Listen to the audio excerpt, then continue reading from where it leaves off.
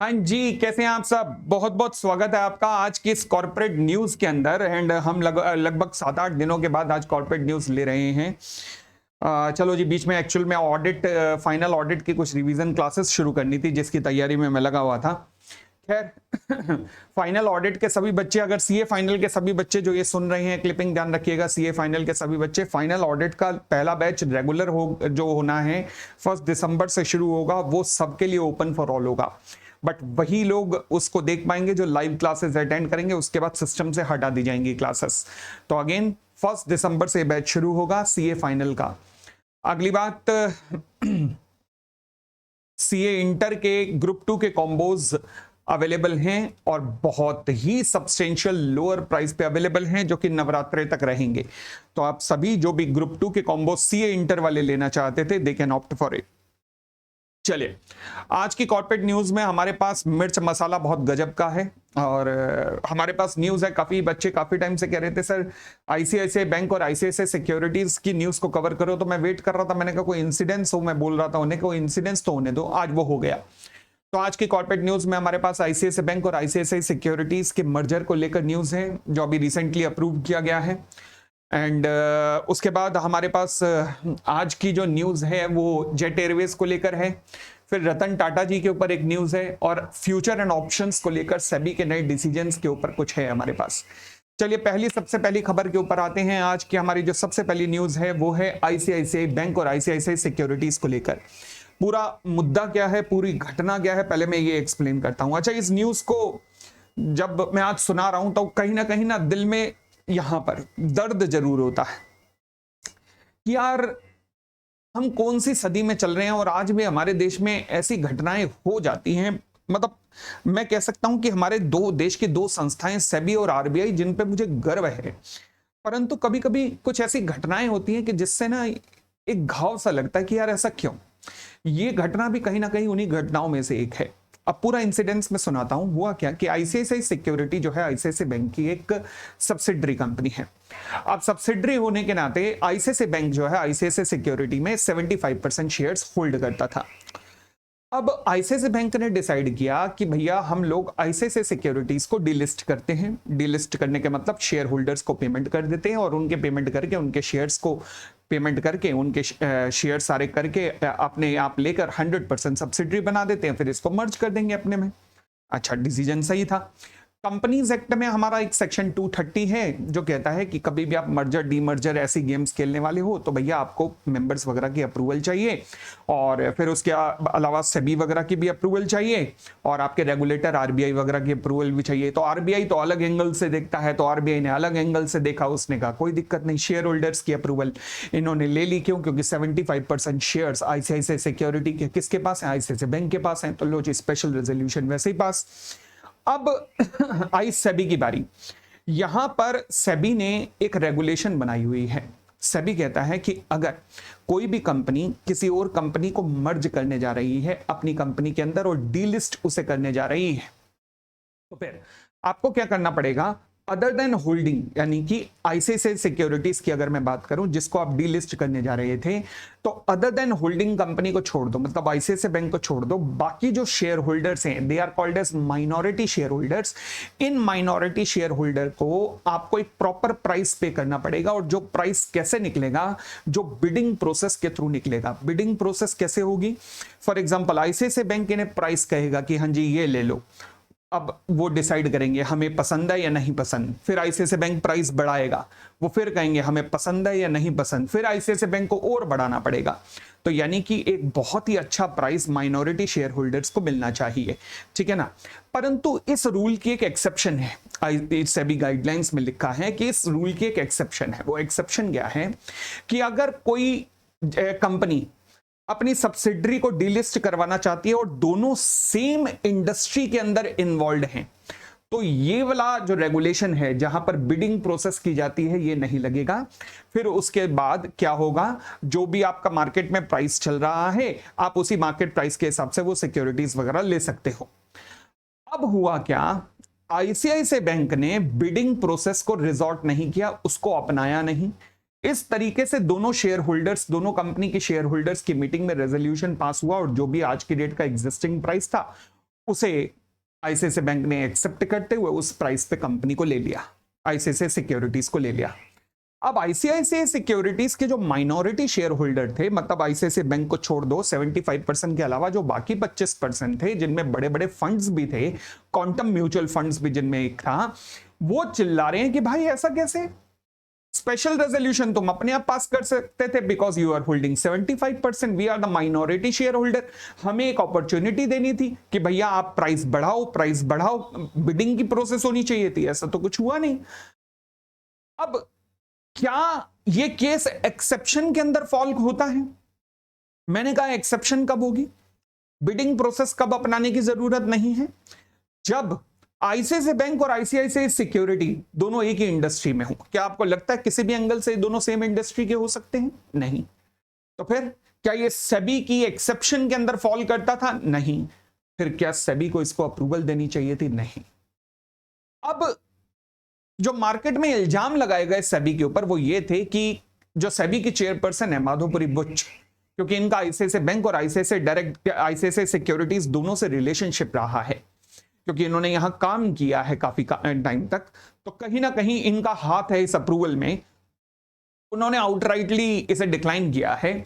But फिलहाल हुआ क्या कि इस डील को एनसीएलटी ने अप्रूवल दे दी, सेबी ने अप्रूवल दे दी, सबसे अप्रूवल मिल गई।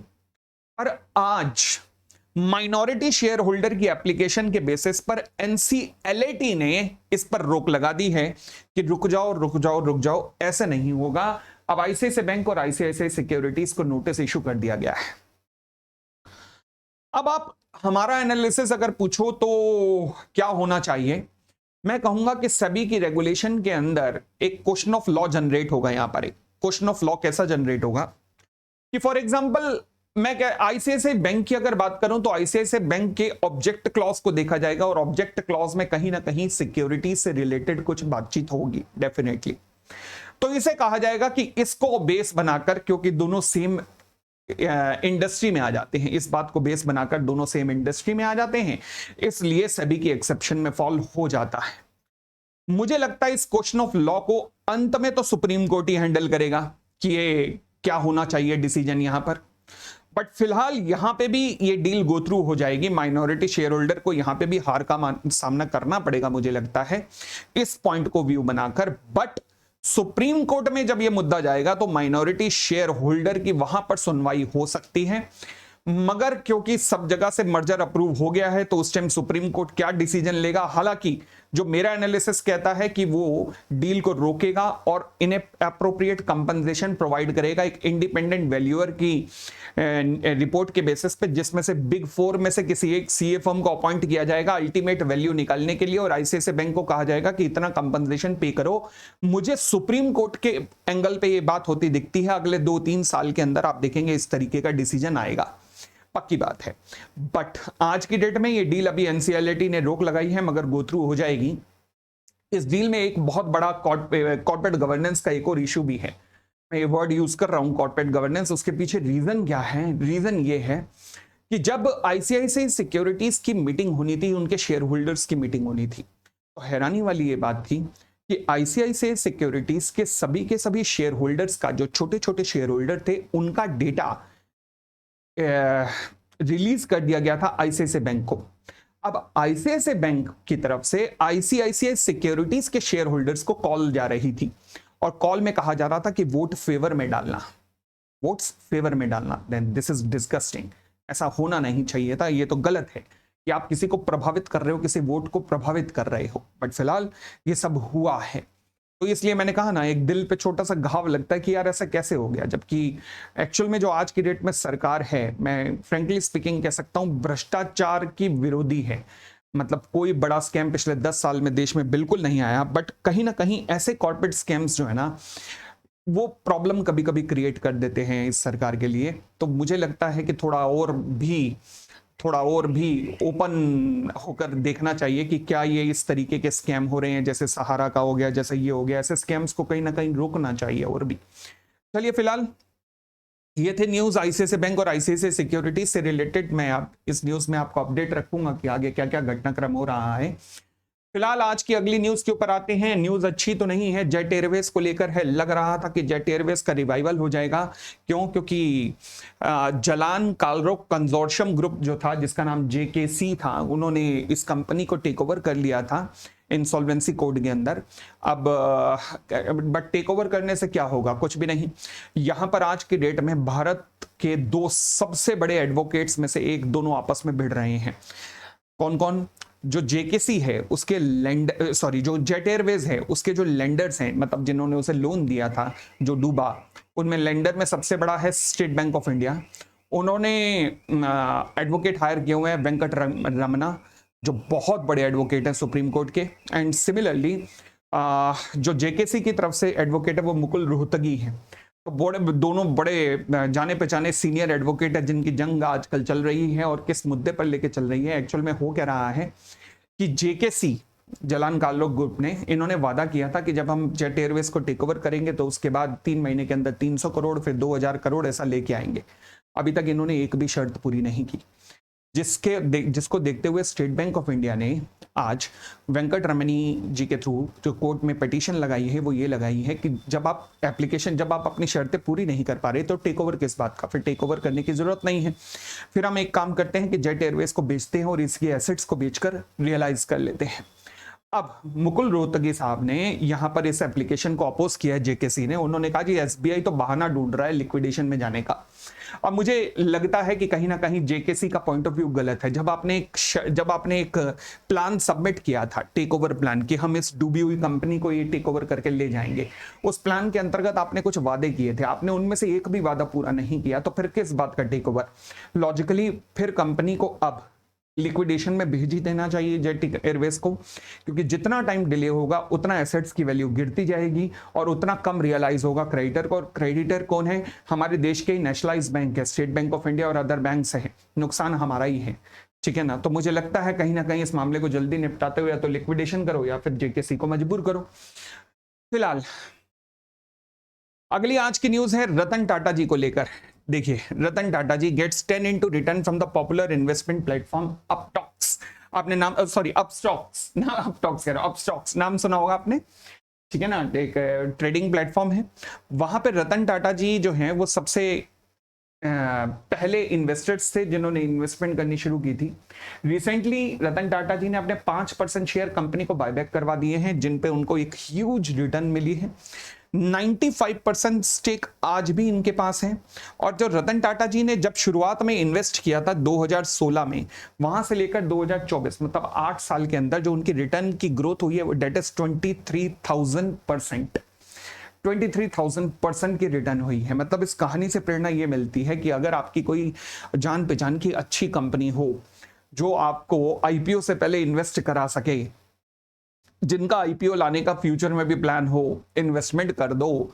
हालांकि मैं खुद इसका सपोर्टर नहीं हूं, स्विगी इसका बेस्ट एग्जांपल है। मैंने नहीं किया स्विगी में कोई इन्वेस्टमेंट, बेशक उनका प्लान जल्द ही आईपीओ लाने का है, बट मैं और अनलिस्टेड कंपनीज के शेयर्स मिलते भी हैं, आप ये जानते भी होंगे। और नहीं जानते तो मुझे बता देना, मैं उसके ऊपर एक वीडियो भी बना दूंगा कि कैसे कैसे अनलिस्टेड कंपनीज के शेयर्स आप देख सकते हो। बट ये कोई इन्वेस्टमेंट एडवाइस नहीं, ये केवल आपके ज्ञान को बढ़ाने की प्रक्रिया है, ठीक है? जैसे रतन टाटा जी, ये फेमस हैं इस तरीके की कंपनीज को ढूंढकर इन्वेस्ट करने के लिए। तो ये कहां से कहां नेटवर्थ अपनी ले गए हैं, देखो। अब आते हैं हम सेबी के रिसेंटली एक एनालिसिस के ऊपर। एनालिसिस बड़ा अजीब था। वो क्या कहता है कि देखो जी, एक तो होता है शेयर्स में आप डिलीवरी लेते हो, फिर दूसरा होता है आप डेरिवेटिव्स मतलब फ्यूचर के ऊपर खेलते हो। अब फ्यूचर में कई तरीके के प्रोडक्ट्स हो सकते हैं, जिनमें फ्यूचर्स भी आता है, ऑप्शंस भी आता है, ये सब डेरिवेटिव प्रोडक्ट्स होते हैं।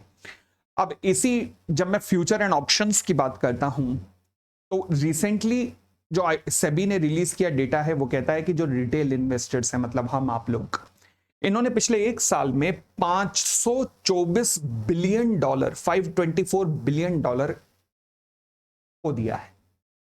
तो कमाया किसने? इन्होंने खोया तो किसी ने कमाया होगा। यस, ये कमाया है फॉरेन इन्वेस्टर्स ने $280 बिलियन, और बड़े बड़े देश के कॉर्पोरेट घरानों यानी कि बड़े बड़े ब्रोकर्स ने $330 बिलियन। देख रहे हो आप, हमारे खून से सींच हम किसी और को रहे हैं, कमाई किसी और की हो रही है। क्या कहोगे इसे, बताओ क्या कहोगे? इसलिए सेबी ने यहां पर अच्छा काम किया है। वो अच्छा काम क्या किया सेबी ने? आज एक न्यूज में मैंने कहा सेबी ने बुरा काम किया, एक में कहा अच्छा काम किया। अब जो जो न्यूज बेस्ड आधारित मैं क्या करूं, मेरा एनालिसिस चलेगा ना। सेबी ने क्या किया, रिटेल इन्वेस्टर्स को कहीं ना कहीं फ्यूचर एंड ऑप्शन से दूर करने की कोशिश की है। मैं भी आज आपको यही सजेशन दूंगा कि कुछ लोग आपको इंकरेज करते हैं, इनफैक्ट कई क्लासेस में भी इंकरेज किया जाता है, मैंने सुना है कि फ्यूचर एंड ऑप्शंस में फ्यूचर खरीदो, ऑप्शंस खरीदो। मत करना भाई, मत करना, ये गेम तुम्हारे लिए नहीं है, ये तुम्हें फंसाने के लिए है। यहां पर लॉलीपॉप दिखा के बुलाया जाता है और वो लॉलीपॉप छीन लिया जाता है, तो मत करना। समझ आया? चलिए जी, अब सेबी ने क्या क्या चेंजेस किए हैं। पहला, upfront collection of the premium. अभी तक क्या होता था, प्रीमियम बाद में कलेक्ट कर लेंगे, जब आप ऑप्शंस बाय करते हो तो प्रीमियम आपसे बाद में ले लिया जाएगा, कोई दिक्कत नहीं, मगर अब आपको पहले पे करना पड़ेगा इस चेंज के मुताबिक। दूसरा change, removal of the calendar spread. मतलब क्या होता था कि मैंने मान लीजिए अक्टूबर मंथ का ऑप्शन लिया हुआ है, नवंबर मंथ का ऑप्शन लिया हुआ है, तो फिर मेरे मार्जिन ना सेट ऑफ हो जाया करते थे कहीं ना कहीं। चलो नवंबर मंथ के मार्जिन को मैं अक्टूबर मंथ के मार्जिन से एडजस्ट कर लेता था, अब ऐसा नहीं होगा। अब अक्टूबर का मार्जिन अलग चलेगा, नवंबर का मार्जिन बिल्कुल अलग चलेगा। सेबी का दूसरा चेंज है। तीसरा है intraday monitoring of the positional limit. मतलब अभी तक जो पोजीशंस की लिमिट हुआ करती थी, मार्जिन आपके पास कितना है वो आपका एंड में यानी कि डे एंड में बताया जाता था, तब तक पता लगा आप सफा चट हो गए। नहीं, अब नहीं, अब वहीं ऑन द स्पॉट मार्जिन आपका पूरे दिन में, आपको जब भी होगा तो वहीं के वहीं आपको मैसेज आ जाएगा, नहीं तो आपके लिक्विडेट कर दी जाएगी पोजीशन। उसके बाद कॉन्ट्रैक्ट साइज, सबसे अच्छा चेंज ये किया है, contract size for the index derivative बढ़ा दिया गया है। अभी तक से फॉर एग्जांपल मान लीजिए येस बैंक के आप 40,000 शेयर एक लॉट के अंदर ले सकते थे, अब उस साइज को मैं एग्जांपल दे रहा हूं, बढ़ाकर 1 लाख शेयर्स कर दिया गया है, ताकि आपका प्रीमियम बढ़ जाए, ताकि आप इस तरह के मार्केट से दूर रहें जहां पर आप लॉस कमा रहे हैं, बाकी लोग कमा रहे हैं। ठीक हो गई इतनी बात? तो ये थी हमारी आज की कॉर्पोरेट न्यूज। अब आज की एक जियोपॉलिटिकल न्यूज भी हम देख लेते हैं। जियोपॉलिटिकल न्यूज के अंदर आप जानते हो जो भी ईरान इजराइल जो भी हो रहा है, मैं अभी न्यूज सुन ही रहा था कि कल का दिन बड़ा खतरनाक है, क्योंकि कल का दिन जो इजराइल के जो कर्ता धर्ता हैं वो पब्लिक में आएंगे कल, क्योंकि फ्राइडे का दिन है। और कल आज तक पे भी यही चला रहे थे कि ये लोग बता रहे थे कि कल हमला होने के चांसेस हैं इजराइल की तरफ से। और पहली बार मैं देख रहा हूं कि अमेरिका भी कह रहा है कि इजराइल अगर हमला करता है तो हम मना नहीं करेंगे, हाँ द ओनली कंडीशन इज कि न्यूक्लियर साइट पे अटैक मत करे। वर्ल्ड जहां भी जा रहा है बड़ी खतरनाक तरफ जा रहा है। ऐसे समय में जब वर्ल्ड कहीं ना कहीं अपने आप में तबाही करवा रहा है, मतलब आपस में लड़के कहीं तबाही की तरफ जा रहे हैं, दो चीजों का ध्यान रखना। पहला, अपने देश में भाईचारे को कभी खराब मत होने देना। अपने देश में जात पात इन चीजों को कभी आगे मत आने देना। इस टाइम देश का एक रहना जरूरी होता है ऐसे समय में। और दूसरा, इस टाइम एक्स्ट्रा स्पेंडिंग मत करो। विदेशों में घूमने जाना, ये वो लेविश शौक जो है, अगर है खूब है जम के है तो करो, बट अगर घूमने जाने का मन है तो निकलो जरूर, बट देश के अंदर इस टाइम निकलने की कोशिश करो, ताकि आपके देश का पैसा आपके देश के अंदर ही जाए। ये ऐसा समय है। मैं आप सबको भारतवासी होने के नाते इस समय के बारे में जो आने वाला है थोड़ा अपडेट कर रहा हूं कि इस टाइम एक रहने की जरूरत होगी हमारे देश को। और ये मैसेज आप लोगों तक भी पहुंचाइएगा कि इस टाइम हमें एक रहना होगा आने वाले समय में। और एक्स्ट्रा लेविश फंडिंग विदेशों में अगर हो सके तो रोको, ये मेरा मैसेज है, ये मेरी प्रार्थना है। बाकी आप सबका जैसा विचार हो आप वैसा ही कीजिए। और मगर एक रिक्वेस्ट है आपसे कि इस न्यूज़ को आज अंगूठे से अपना अंगूठा जरूर दे दीजिएगा, लाइक जरूर दे दीजिएगा। इससे क्या होता है, इंकरेजमेंट मिलता है आगे न्यूज़ लगातार जारी रखने के लिए। आप लोग अंगूठा लगाने से की आलस करते हो, मैं भी कहता हूँ यार ठीक है यार कोई दिक्कत नहीं, जब इन्हें टेंशन नहीं है तो हम भी आराम आराम से न्यूज़ लाएंगे। बट आपका अंगूठा मुझे मजबूर करता है कि जल्दी से जल्दी कॉर्पोरेट न्यूज़ लानी चाहिए। ठीक है, thank you, bye bye, take care.